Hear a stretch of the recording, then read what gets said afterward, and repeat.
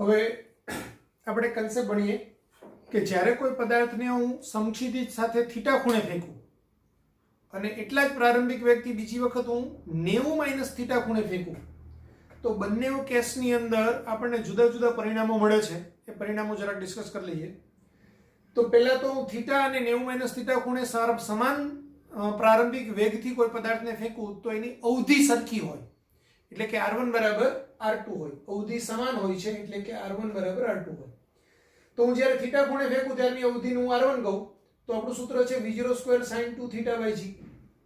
જ્યારે હું એને 90 માઇનસ થીટા ખૂણે ફેંકું ત્યારે અવધિને r2 કહું તો v0 સ્ક્વેર sin 2 એ થીટાની કિંમત 90 માઇનસ થીટા upon g. હવે 2 અંદર ગુણાવું તો sin બ્રેકેટમાં 180 માઇનસ 2 થીટા થાય. હવે sin 180 માઇનસ થીટા એટલે sin થીટા થાય, તો sin 180 માઇનસ 2 થીટા એટલે sin 2 થીટા થાય. તો આની જગ્યાએ sin 2 થીટા લખી શકાય, કારણ sin 180 માઇનસ થીટા એટલે sin થીટા સૂત્ર પરથી. જો 2 થીટા હોય તો 2 થીટા લખાય, 3 થીટા હોય તો 3 થીટા લખાય. 180 માંથી કોઈ ખૂણો બાદ કરો તો એ જ ખૂણો અહીંયા sin માં આવે, એટલે v0 square sin 2 theta by g, પણ v0 square sin 2 theta by g એટલે r1 બી છે અને r2 બી એટલું જ થાય છે, માટે r1 બરાબર r2. એટલે સમાન પ્રારંભિક વેગથી થીટા અને 90 માઇનસ થીટા ખૂણે ફેંકો તો એક તો અવધિ સરખી હોય, r1 બરાબર r2 થાય. એવી જ રીતે જો હું સમયનો ગુણોત્તર લઉં, ટાઈમ ઓફ ફ્લાઇટ, આ ઉડ્ડયનનો કુલ સમય છે, બરાબર. ઉડ્ડયનનો કુલ સમય લ્યો અથવા તો મહત્તમ ઊંચાઈ પ્રાપ્ત કરવા માટેનો કુલ સમય લ્યો, બે કેસમાં t1 બાય t2 ગુણોત્તર tan થીટા થાય, બરાબર. એ કેવી રીતે થાય તો કે આપણને ખબર છે, જો tm નું સૂત્ર શું, v0 sin theta by g. હવે tm1 એટલે t1, તો આ t1 એટલે sin થીટા અને t2 એટલે શું થશે, v0 sin 90 minus theta upon g. આ g કટ આવે કટ, sin 90 માઇનસ થીટા એટલે cos થીટા અને આ sin થીટા, એટલે આ બેનો ગુણોત્તર t1 બાય t2 લો તો sin theta upon cos theta એટલે tan થીટા, બરાબર. એવી જ રીતે h1 બાય h2 હું શોધું તો h1 એટલે થીટા લેવાનું h1 નો સૂત્રમાં, h2 ની અંદર થીટાની કિંમત 90 માઇનસ થીટા મૂકવાની અને h2 ની કિંમત શોધવાની, પછી બેનો ગુણોત્તર લઉં તો tan સ્ક્વેર થીટા મળે. શા માટે? કારણ કે h1 ની કિંમતનું સૂત્ર શું છે, h1 બરાબર v0 square sin square theta by 2g અને h2 નું સૂત્ર શું થાય, v0 square sin square 90 minus theta upon 2g. એટલે આ v0 square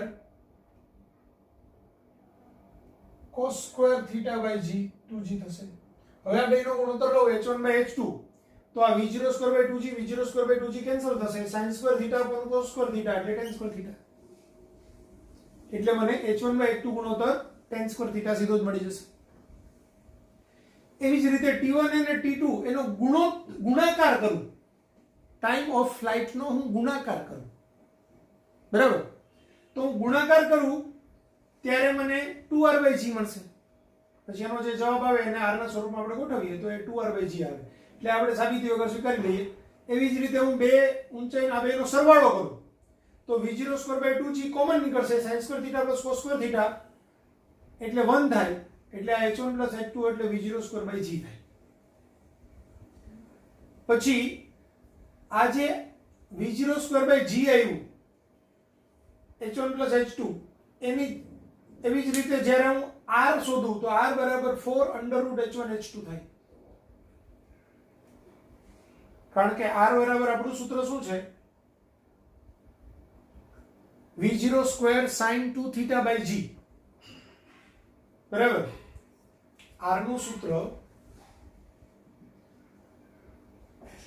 v0 square sin 2 theta by g થાય. એટલે હું એને આમ લખી શકું, v0 square sin square 2 theta એનું અંડર રૂટ upon g, બરાબર. હવે sin સ્ક્વેર 2 થીટા એટલે v0 સ્ક્વેર અંડર રૂટ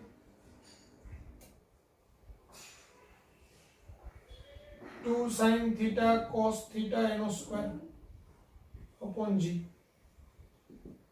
એટલે v0 square by g under root 4 sin square theta cos square theta. હવે cos સ્ક્વેર થીટા એટલે 90 minus theta, તો sin 90 minus theta, અને પછી એને જરાક એરેન્જ કરીએ એટલે આ પરિણામ મળી જાય. જગ્યા નથી એટલે બતાવતો નથી, જોવું હોય તો અહીંયા બતાવો. v0 સ્ક્વેર બાય g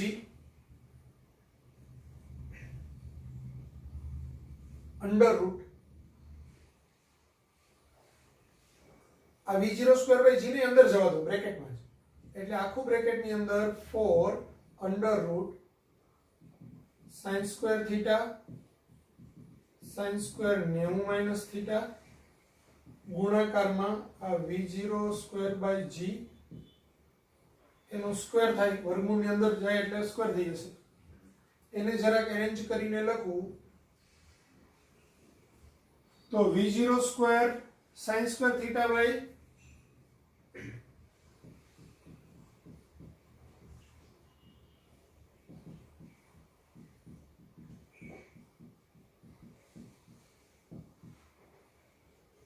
હવે અહીંયા 2g એટલે 4 છેદમાં આવ્યો અને અહીંયા 4 હતો એટલે અહીંયા મારે 16 કરવું પડે. 16 ના છેદમાં 4 કરવું એટલે પાછું 4 આવી જાય. હવે આ 16 વર્ગમૂળની બહાર નીકળે એટલે 4 અહીંયા આવી જાય. આ પહેલું પદ એટલે h1 અને બીજું પદ એટલે h2. એ મેં અહીંથી આ બતાવ્યું.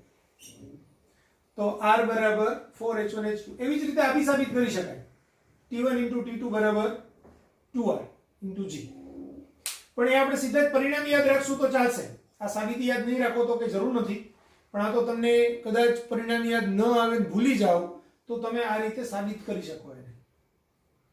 બરાબર. t1 t2 બરાબર 2r/g એ તમે જાતે સાબિત કરજો. t1 અને t2 ઉડ્ડયનનો કુલ સમય છે, ટાઈમ ઓફ ફ્લાઇટ. એટલે tm નથી, tf છે. આમાં તો શું છે, tm ને tf ના બેયના સૂત્રમાં 2 આવે, ગુણોત્તર લેવાનો હોય એટલે એ ગુણોત્તર લ્યો તો અહીંયા જવાબ સરખો જ આવે. પણ પહેલા સૂત્રમાં આ t1 અને t2 A time of flight છે, ગુણાકાર છે.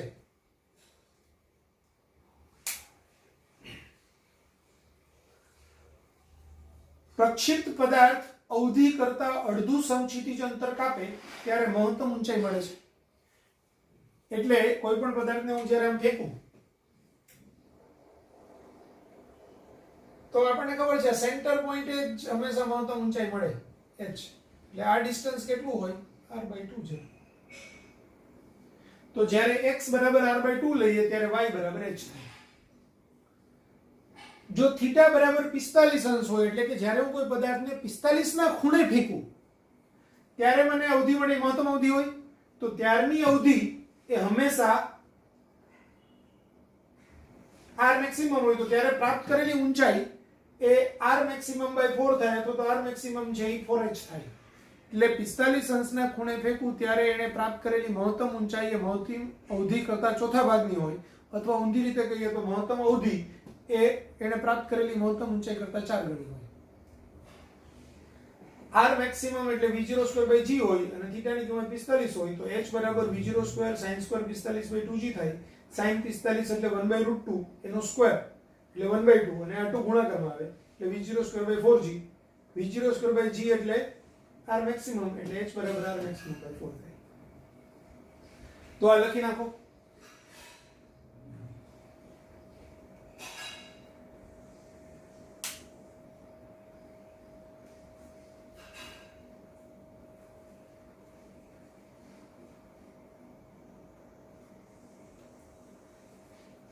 થોડું તમને વ્યવસ્થિત દેખાય એટલે એક વખત નજીકથી બી શૂટિંગ કરી લો.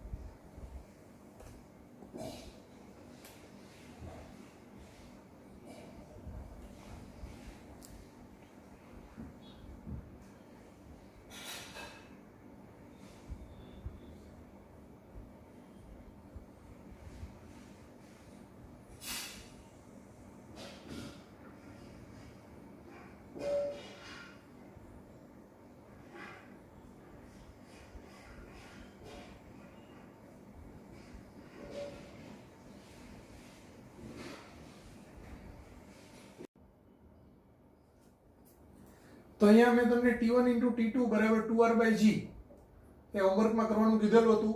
એ ખાલી તમારે પહેલા જાતે ટ્રાય કરી લીધી હોય તો જસ્ટ આ એક વખત જોઈ લ્યો. T1 × T2 એટલે 2r/g આપણે સાબિત કરવું છે. થીટાની વેલ્યુ હશે ત્યારે T1 એટલે 2v0 sin θ/g. જ્યારે થીટાની કિંમત 90 - θ લઈએ ત્યારે આપણને ઉડ્ડયનનો કુલ સમય મળે તે T2 મળે. તો T2 બરાબર 2v0 sin 90 - θ/g. પણ sin 90 - θ એટલે cos θ એટલે 2v0 cos θ/g. હવે T1 × T2 એટલે આ ગુણાકારમાં આ અહીંયા 2v0 આ g × g એટલે g². આ sin θ ને આ 2 ને અને cos θ ને ત્રણેયને મેં સાથે રાખ્યા એટલે 2 sin θ cos θ એ sin 2θ થાય. આપણને ખબર છે r નું સૂત્રની અંદર sin 2θ આવે એટલે મેં આ sin 2θ કર્યું. હવે 2v0² sin 2θ g². તો મારે અહીંયા 2r/g લાવવું છે એટલે 2/g ને મેં અલગ કરી નાખ્યા અને બાકીનું પદ છે v0² sin 2θ/g. પણ v0² sin 2θ/g એટલે r, તો 2r/g.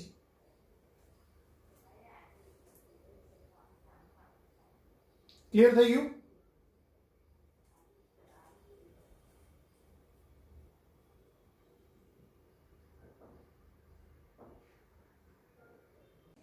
હવે પ્રક્ષિપ્ત પદાર્થ માટે ગતિપથનું સમીકરણ.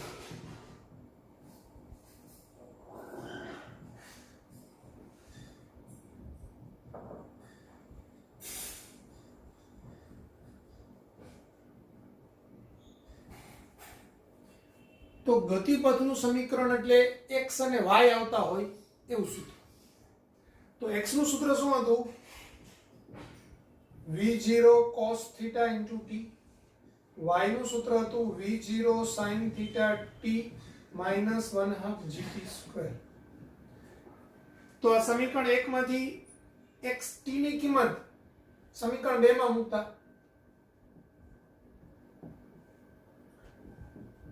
સમીકરણ 1 માંથી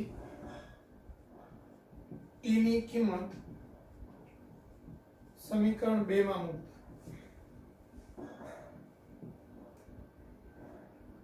તો y બરાબર v0 sin θ t ની કિંમત x/v0 cos θ -1/2 g x/v0 cos θ એનો સ્ક્વેર. આ v0 કટ થાય sin θ cos θ એટલે tan θ. તો y બરાબર x tan θ minus 1/2 g x/v0 cos θ એનો square.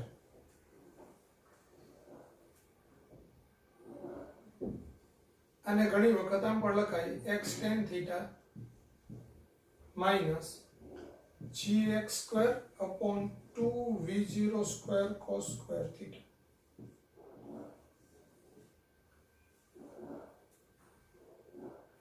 x tan θ minus 1/2 g t².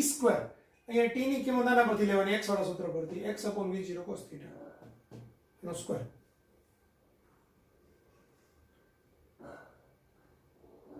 Clear થઈ ગયું? તો આને ગતિપથનું સમીકરણ કહેવાય. આ ગતિપથનું સમીકરણ છે એ y બરાબર ax bx² જેવું છે. જે પરવલય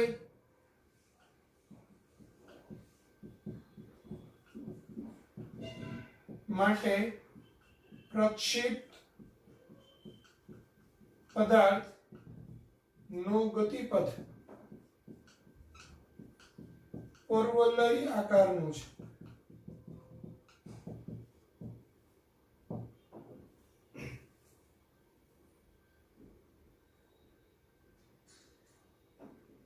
જો ધ્યાન આપો, જો g ની કિંમત 0 હોય એટલે કે ગુરુત્વાકર્ષણની ગેરહાજરી હોય તો આ પદ આખું નીકળી જાય.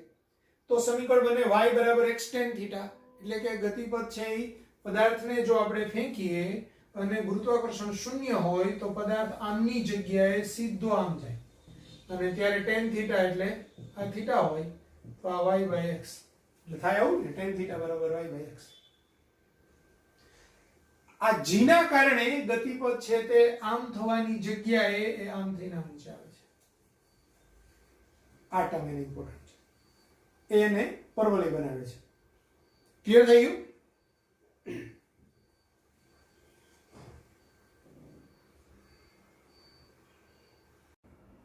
હવે અત્યારે આપણે જેટલા બી સૂત્રો અત્યાર સુધીના જોયા એ બધા સૂત્રો કેવી રીતે જોયા કે કોઈ પદાર્થને હું સમક્ષિતિજ પરના એક બિંદુએથી પ્રક્ષિપ્ત કરું અને પાછો પડે ત્યારે સમક્ષિતિજ બિંદુ પર જ પડે. આવી પ્રક્ષિપ્ત ગતિના બધા જ સૂત્રોથી લઈને બધું અત્યાર સુધીનું ડિસ્કશન છે તે આવી પ્રક્ષિપ્ત ગતિ માટેનું હતું. હવે એનો એક સ્પેશિયલ કેસ કે ભાઈ હું જમીન છે, જમીન ઉપર h ઊંચાઈનો ટાવર છે અથવા તો h ઊંચાઈનો કોઈ બી સ્થળ છે, પદાર્થ છે, અહીંથી હું પદાર્થને પ્રક્ષિપ્ત કરું છું અને પદાર્થ પડે છે નીચે. તો આમાં જુદા જુદા 3 કેસ આવી શકે, અલગ અલગ ડિસ્કસ કરવા પડે એને. સમજો, હું એક તો આ સમક્ષિતિજ લાઈન છે, સમજો, તો હું પદાર્થને સમક્ષિતિજ સાથે થીટા ખૂણે નીચે ફેંકી શકું. આ ખૂણો થીટા. બીજા કેસમાં હું સમક્ષિતિજ સાથે એને થીટા ખૂણે ઉપરની બાજુએ ફેંકી શકું. તો આ પદાર્થ છે તે આમ થઈને આમ આવશે નીચે. આ ખૂણો થીટા. ત્રીજા કેસમાં હું એને સમક્ષિતિજ દિશામાં ફેંકી શકું. આ દિશામાં એનો v0 વેગ હોય, અહીંયા v0 વેગ, આ v0, અહીંયા થીટા બરાબર 0. ખ્યાલ આવી ગયો? સમક્ષિતિજ દિશામાં મેં ખૂણો ફેંક્યો એને. તો આ ત્રણેયની અલગ અલગ ડિસ્કશન કરવી જરૂરી છે, બરાબર? તો આપણે h ઊંચાઈએથી પ્રક્ષિપ્ત કરેલા પદાર્થ માટે એની ડિસ્કશન કરીએ.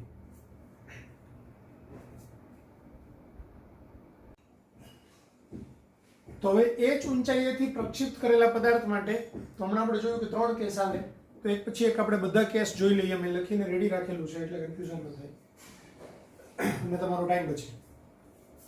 એક પદાર્થને સમક્ષિતિજ, પેલું પદાર્થને સમક્ષિતિજ સાથે નીચે તરફ થીટા ખૂણે ફેંકવામાં આવે ત્યારે હું કોઈ એક પદાર્થ છે એને કાં તો સમક્ષિતિજ ફેંકી શકું, કાં નીચે ફેંકી શકું, કાં ઉપર ફેંકી શકું.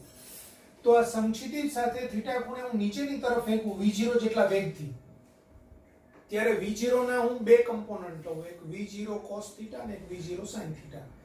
હું અહીંયા અધો દિશાને ધન લઉં છું, એટલે અહીંયા આપણે અધો દિશાને ધન લઈએ તો અધો દિશાની બધી જ ભૌતિક રાશિ ધન, તો અહીંયા g પણ ધન આવશે બધી જગ્યાએ, બરાબર? અહીંથી પદાર્થ આમ અંતર કાપે છે એટલે આ અંતર પણ ધન આવશે, h x y, આપણે y બી ધન આવશે અને v0 નો આ બાજુનો કમ્પોનન્ટ બી ધન આવશે. એટલે v0 ના બે કમ્પોનન્ટ પડશે, એક v0 cos θ એ x કમ્પોનન્ટ એટલે v0x પ્રારંભિક વેગનું x કમ્પોનન્ટ એટલે v0x એ v0 cos θ. પ્રારંભિક વેગનો y કમ્પોનન્ટ અધો દિશાને ધન લીધેલી છે એટલે ધન આવશે, v0y એટલે v0 sin θ. t સમયમાં સમક્ષિતિજ દિશામાં કાપેલું અંતર, અહીંયા પણ સમક્ષિતિજ દિશામાં તો અચળ વેગી ગતિ થાય છે, તો v0 cos θ જેટલા વેગથી અચળ વેગી ગતિ થાય છે એટલે અંતર બરાબર વેગ ગુણાકારમાં સમય એટલે v0 cos θ * t. x = d * t. અહીંયા આપણે v * t એટલે v બરાબર v0 cos θ, x કમ્પોનન્ટ અચળ છે * t. t સમયમાં અધો દિશામાં કાપેલું અંતર, હવે પ્રારંભિક વેગ આપણે ધન લીધેલો છે, અધો દિશામાં કાપેલું અંતર બી ધન લેવાનું છે એટલે d બરાબર v0t પ્લસ 1/2 at². એમાં v0 એટલે અધો દિશાનો વેગ, અધો દિશાને ધન લીધેલી છે એટલે v0 sin θ ધન, તો v0 sin θ * t plus 1/2 a પણ અધો દિશાને ધન લીધેલી છે એટલે g તો અધો દિશામાં જ હોય એટલે g ધન, તો 1/2 gt². તો આમાં બધું ધન આવશે, આમાં બી બધું ધન આવશે. પછી કાપેલું અંતર, હું ધારો કે એમ કહું કે t સમયે એને x અંતર આ આપ્યું, y અંતર આ છે, તો અહીંથી આ અંતર છે r થાય, તો કાપેલું અંતર r બરાબર √x² + y². પછી એમાં આપણે x ની કિંમત આ મૂકવાની, y ની કિંમત આ મૂકવાની, સાદુરૂપ આપીએ એટલે ચાલે, પણ x અને y અલગથી જ શોધી લેવાના, પછી કિંમત મૂકીને r શોધી લેવાની જરૂર પડે ત્યારે. સૂત્ર ડિફાઇન કરવાનું હોય ને એવો ક્વેશ્ચન આના સ્વરૂપમાં જોઈએ, સૂત્રના સ્વરૂપમાં જ, તો આ બે કિંમત મૂકીને સાદુરૂપ આપી દેવાનું અને પછી ઓપ્શનમાંથી જવાબ મળી જશે તમને. એવી જ રીતે v0x તો વેગનો x કમ્પોનન્ટ તો અચળ વેગી ગતિ છે એટલે v0 cos θ, વેગનો y કમ્પોનન્ટ અધો દિશામાં એ v0 sin θ જેટલા પ્રારંભિક વેગથી મુક્ત આપણે પ્રારંભિક વેગથી ગતિ કરે છે, તો v0 at, એમાં v0 એટલે v0 sin θ અને a એટલે g, તો v0 at સૂત્ર જ છે, તો vy એટલે v0 sin θ gt, બરાબર. t સમયે ઝડપ અથવા તો વેગનું મૂલ્ય તો એ √vx2 vy2, એ આ બેમાંથી કિંમત મૂકવાની સાદુરૂપ આપે. પછી પદાર્થને સમછિતિજ સાથે ઉપરની તરફ થીટા ખૂણે ફેંકવામાં આવે. હું પદાર્થને આમ ફેંકું ઉપર, તો થીટા ખૂણો સમછિતિજ સાથે જ બને છે, v0 ઉપરની બાજુએ ફેંકું છું. હવે અહીંયાથી આ ત્રણ કેસમાં અધો દિશાને ધન જ લેવાની છે. તો અધો દિશાને હું ધન લઉં તો હું જ્યારે એને ફેંકું ત્યારે તો એના બે કમ્પોનન્ટ આમ પડે, એટલે પ્રારંભિક વેગનો x કમ્પોનન્ટ એટલે v0 cos θ થાય, પણ y કમ્પોનન્ટ v0 sin θ થાય. અધો દિશાને ધન લીધેલી છે પણ y કમ્પોનન્ટ મળે ઉપરની બાજુએ.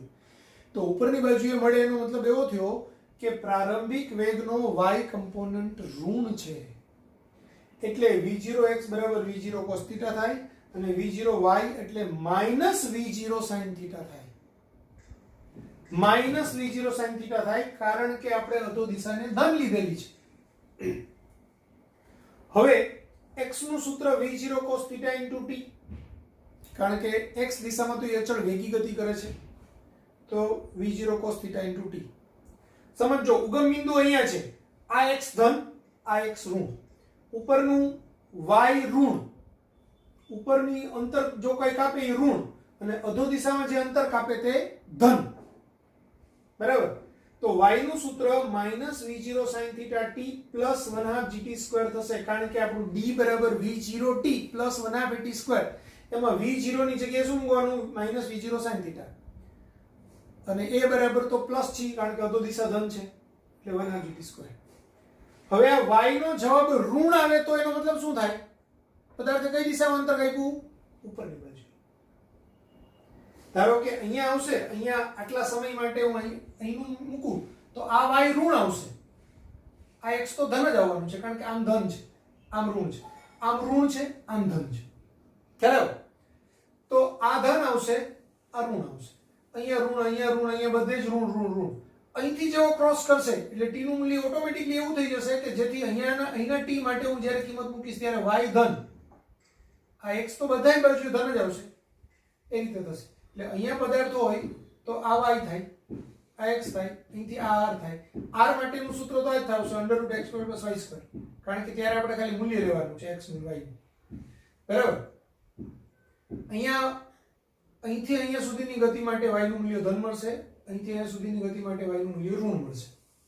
પણ સૂત્ર આપણે બેયમાં આ જ વાપરવાનું છે. એ ટાઈમની કિંમત automatic 1 second 2 second 5 second 10 second જે પ્રમાણે ગતિ હશે એ મુજબ t ની કિંમત મૂકશો એટલે ઓટોમેટિક y છે ઉપરની અહીંથી અહીંયા સુધીના સમય માટે y નું મૂલ્ય ધન જ થઈ જશે, અહીંથી એના સમય માટે ઓટોમેટિક y છે આપણે અહીંથી અહીંયા માટે ધન મળશે અને અહીંથી અહીંયા માટે ઋણ મળશે. એટલે સૂત્ર બે અલગ અલગ નથી, અહીંથી એનું ગતિનું સૂત્ર અને અહીંથી એનું સૂત્ર જુદું જુદું નથી, એક જ સૂત્ર લેવાનું છે. એ સમયના અલગ અલગ મૂલ્યો માટે ઓટોમેટિક એનો જવાબ એની રીતે પ્લસ માઇનસ આવશે. ક્લિયર થઈ ગયું? કોઈ કન્ફ્યુઝન? વેગનો x કમ્પોનન્ટ, તો વેગ તો અચળ વેગી ગતિ કરે છે x દિશામાં એટલે v0 cos θ.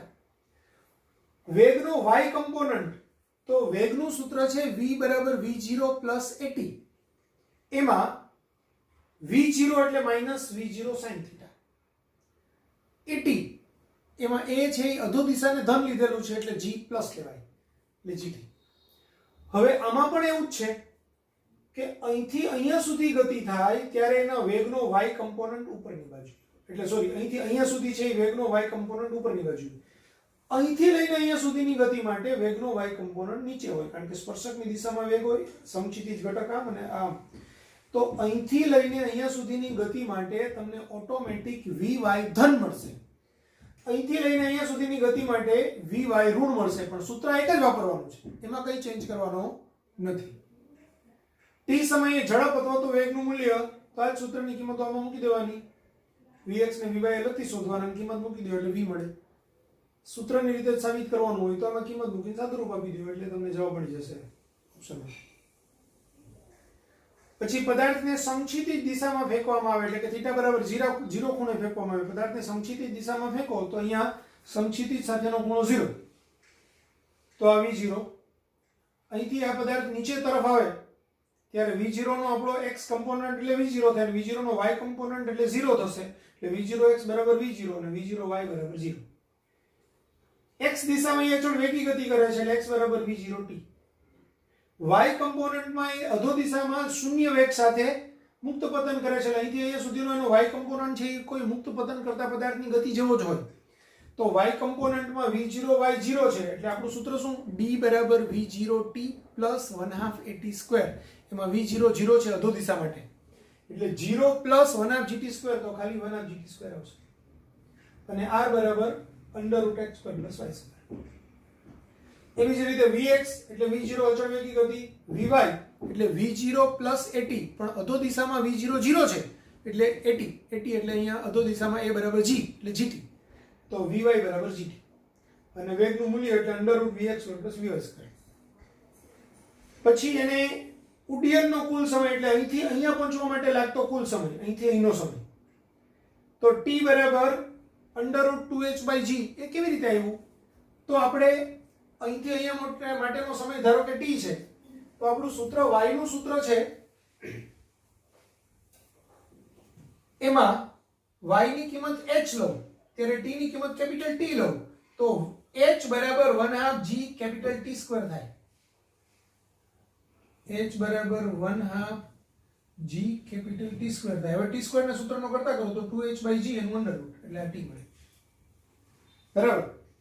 અને r એટલે કે અહીંથી અહીંયા સુધીનું અંતર, તો સમક્ષિતિજ દિશામાં તો v0 છે એ અચળ વેગી ગતિ કરે છે, તો એને અહીંથી આ કમ્પોનન્ટ અહીંયા પહોંચે ત્યારે આ પદાર્થ અહીંથી અહીંયા પહોંચે અને આ કમ્પોનન્ટ અહીંથી અહીંયા પહોંચે એટલે અહીંથી અહીંયા પહોંચવા માટે લાગતો સમય તો કેપિટલ T જેટલો જ હોય. તો કેપિટલ T જેટલો હોય તો એને કાપેલું અંતર એટલે વેગ ગુણાકારમાં સમય, વેગ v0 અને સમય t, તો t એટલે 2h/g √2h/g, તો v0 √2h/g. સમક્ષિતિજ દિશામાં કાપેલું અંતર v0 √2h/g. ક્લિયર? તો આ ત્રણ કેસ જ્યારે પદાર્થને h ઊંચાઈએથી આપણે ફેંકીએ ત્યારના છે.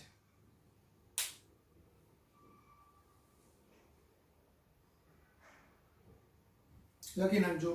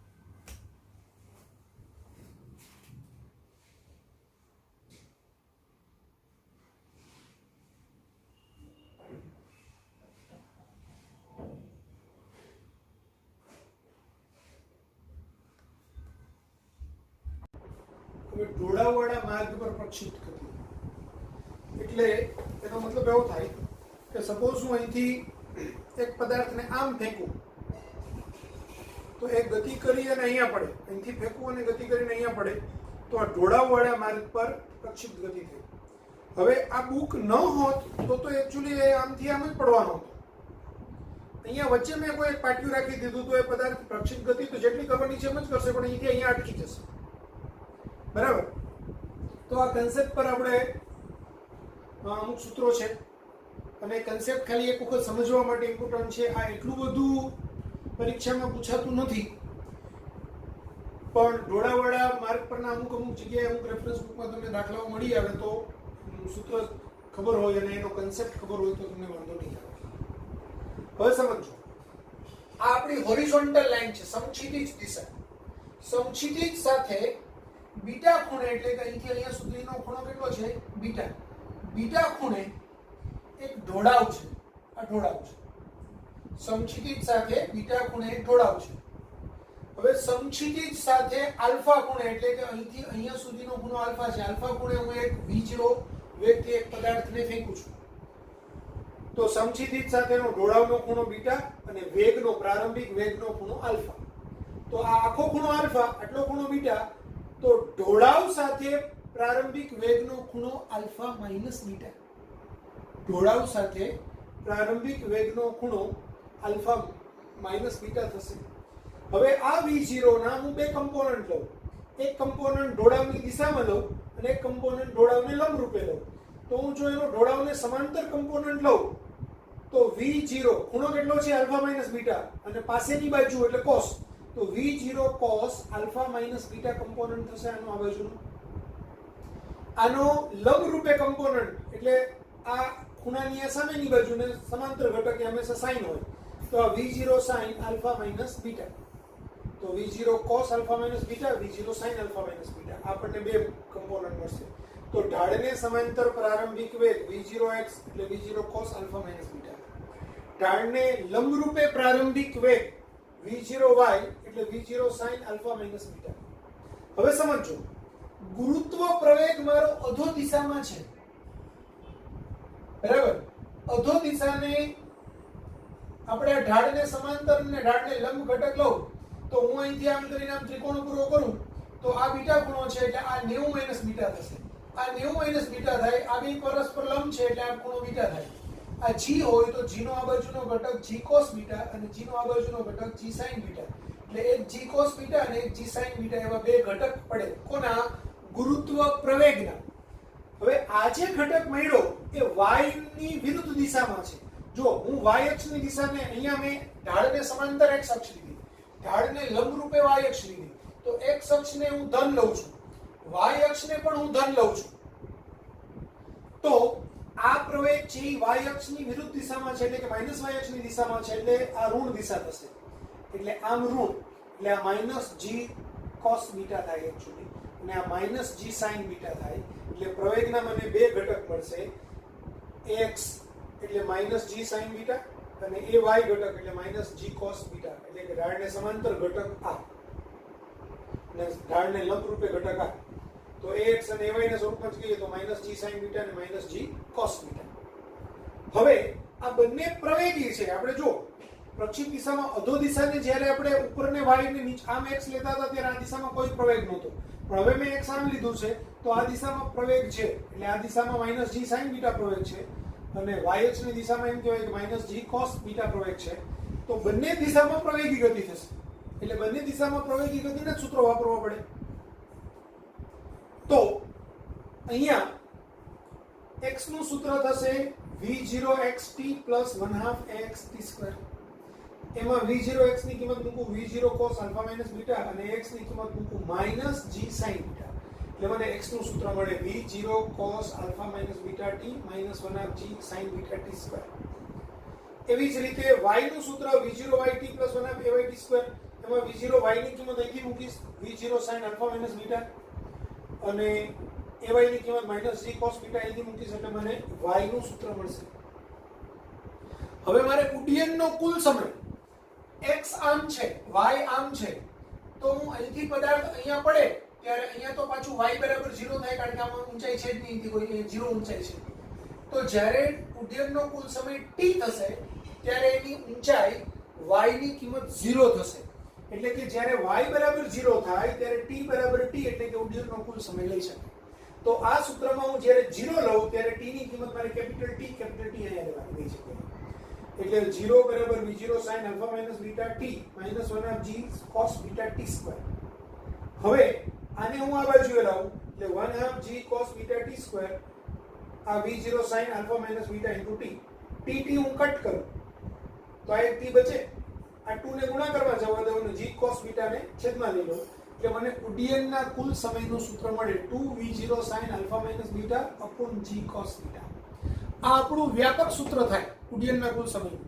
હવે સમજો, હું આ ઢોળાવને છે આમ કરતો જીરો ખૂણે લાવી દઉં તો આ આખી ગતિ આમ છે એની જગ્યાએ આખી ગતિ આમથી આમ થઈ જશે. તો ત્યારે ઉડ્ડયનનો કુલ સમય તો એમાં શું થશે? જીરો શું થશે? બીટા બરાબર 0 થશે. અને આપણે જે આગળના સૂત્રમાં શું લીધેલું? આ ખૂણો ઢાળ સાથેનો ખૂણો એટલે કે જમીન સાથેનો ખૂણો થીટા લીધેલો. તો આલ્ફાની કિંમત થીટા લ્યો અને બીટાની કિંમત 0 લ્યો તો 2v0 sin થીટા માઈનસ 0 એટલે કે sin થીટા અને cos 0 એટલે 1.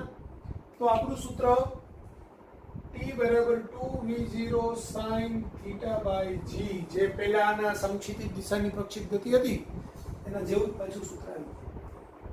ખ્યાલ આવ્યો?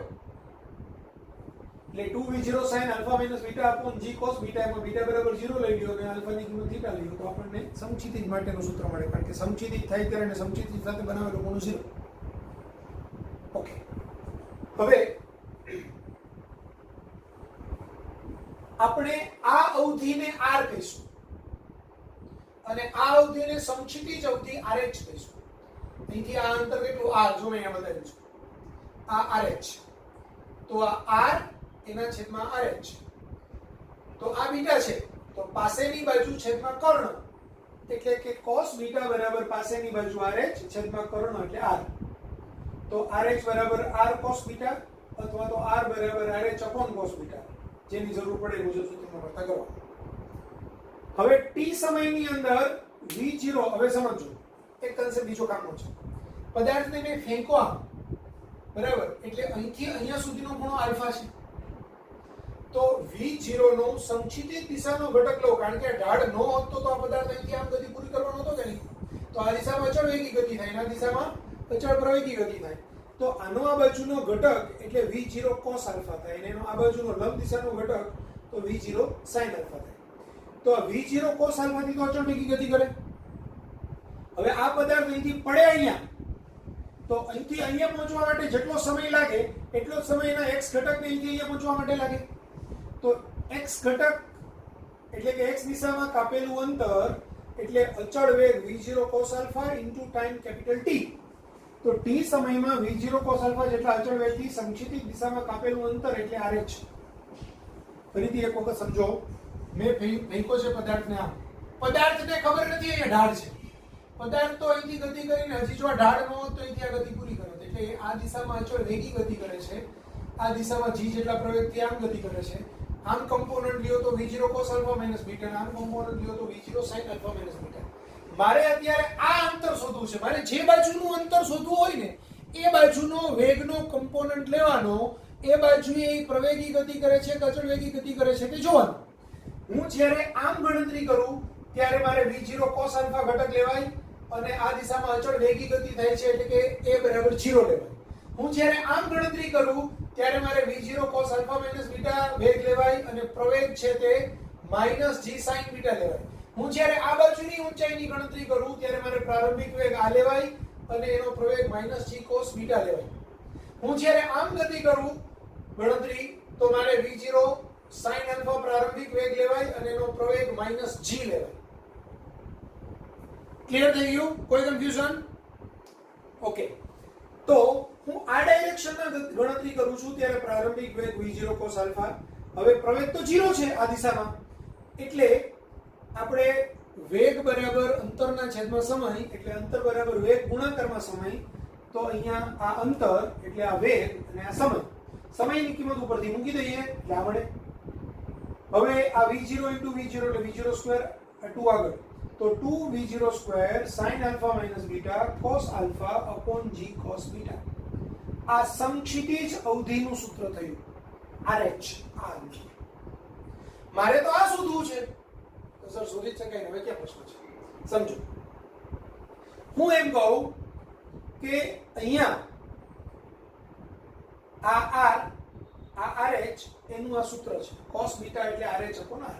તો r ને હું આમ લઈ લઉં, cos બીટા છેદમાં લઈ લઉં તો r બરાબર RH upon cos બીટા, એટલે કે r બરાબર RH upon cos બીટા. પણ RH તો મેં ઉપર શોધ્યું, એની કિંમત મૂકું ને છેદમાં cos બીટા એટલે અહીંયા cos બીટા નો વર્ગ થઈ જાય, એટલે 2v02 sin alpha minus beta cos alpha upon g cos square beta.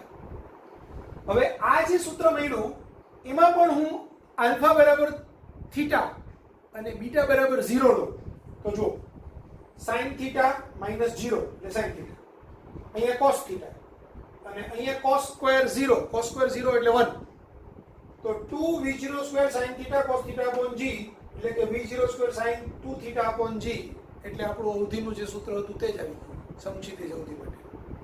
એટલે આ r અને આ t છે એ વ્યાપક કેસ છે.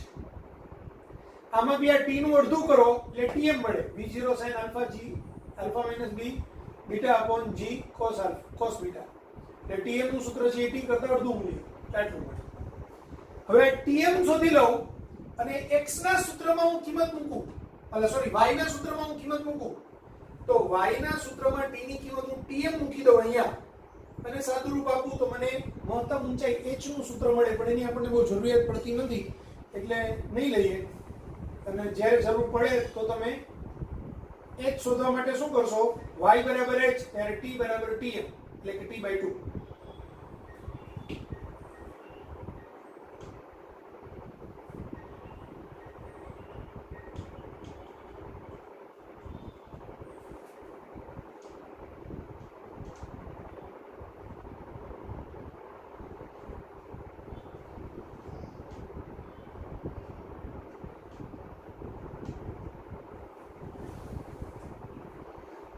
ક્લિયર? તો આપણે તો ખાસ કરીને t નું સૂત્ર, આ r નું સૂત્ર અને cos બીટા એટલે RH upon r, આ ત્રણ વસ્તુ યાદ રાખવાની છે.